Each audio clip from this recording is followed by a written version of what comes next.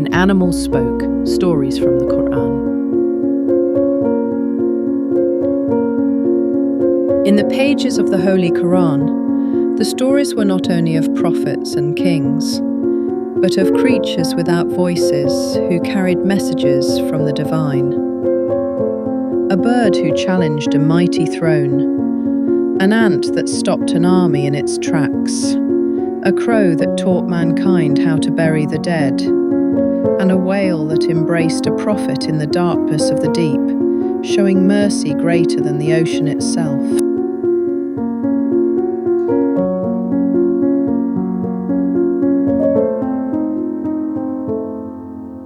These were not just animals, they were signs, symbols of wisdom, messengers of meaning.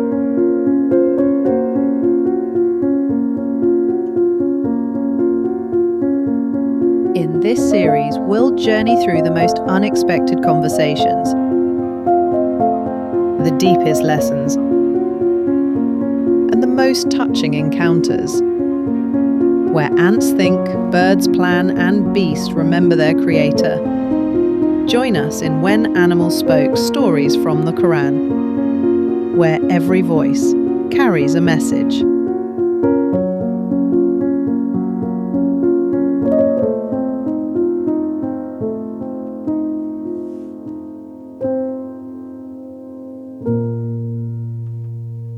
The elephant in the Qur'an.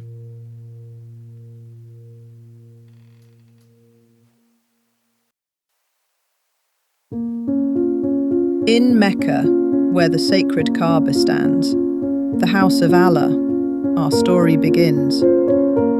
It is the story told by Allah himself in an entire chapter, Surah Al-Fil. A story of a mighty army, a huge elephant, and tiny birds. But above all, a story about the power of Allah that no one can overcome.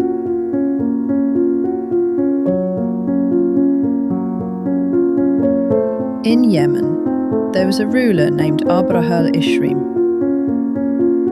He built a grand church and wanted the Arabs to turn away from the Kaaba and worship there instead. But the Arabs refused, their hearts tied only to the sacred house of Allah. Abraha grew furious. He swore to demolish the Kaaba stone by stone. So he prepared a massive army, leading it with elephants.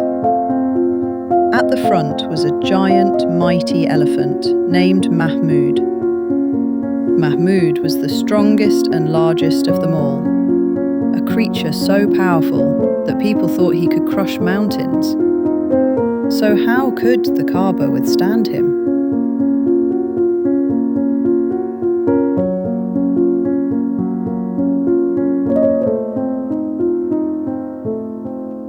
The army marched toward Mecca. Dust filled the skies, soldiers filled the land, and the great elephant Mahmud walked in front, his steps heavy, as if he knew he was being led to something terrible. The people watched in fear. How could a beast bring down the house of Allah? But Mahmud was no ordinary animal. Deep within, Allah placed a nature that would not allow him to harm the Kaaba. When the army reached the outskirts of Mecca, the noble Abdul Muttalib, the grandfather of Prophet Muhammad ﷺ, stood before Abraha. He asked only for his camels, and when questioned about the Kaaba, he replied with words that echoed through history. I am the master of the camels, but the Kaaba has a Lord who will protect it. Then came the command, advance with the elephant.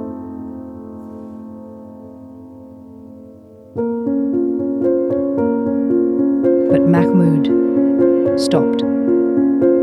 He would not move toward the Kaaba. They struck him with whips, pulled him with chains, shouted in his ears. Yet he would not take a single step forward. And whenever they turned him away from the Kaaba, he walked quickly, At that moment, Nufail ibn Habib al-Kathami stepped forward to the side of the elephant.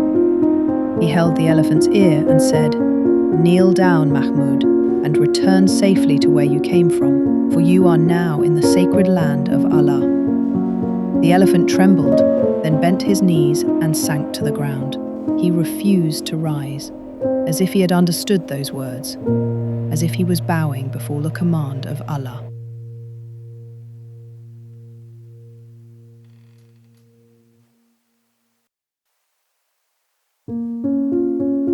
Suddenly, the skies changed.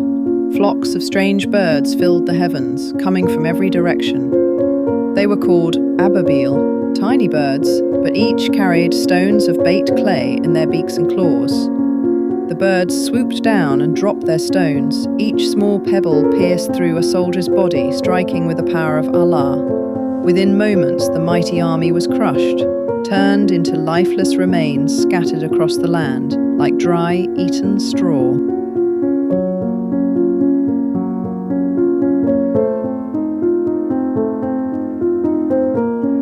And so, the Kaaba stood untouched, protected by the Lord of the worlds. The elephant Mahmud sat quietly at the edge of Mecca, refusing to harm the sacred house.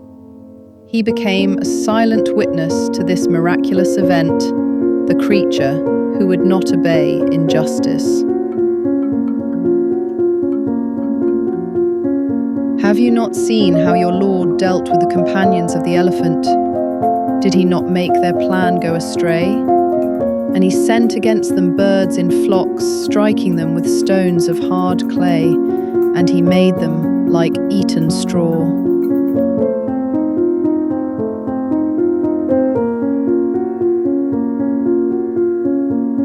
This is the story of the elephant, a reminder that no matter how great the forces of evil may seem, the power of Allah is greater. And in that very year, the year of the elephant, our beloved Prophet Muhammad ﷺ was born, bringing with him light and guidance for all of humanity. قال تعالى: بسم الله الرحمن الرحيم. ألم تر كيف فعل ربك بأصحاب الفيل؟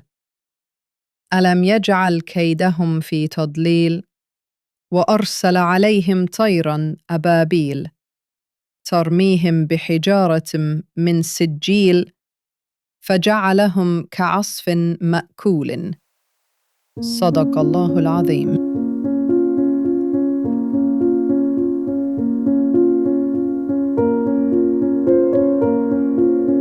Next time, we will learn another lesson from a different story about an animal in the Qur'an.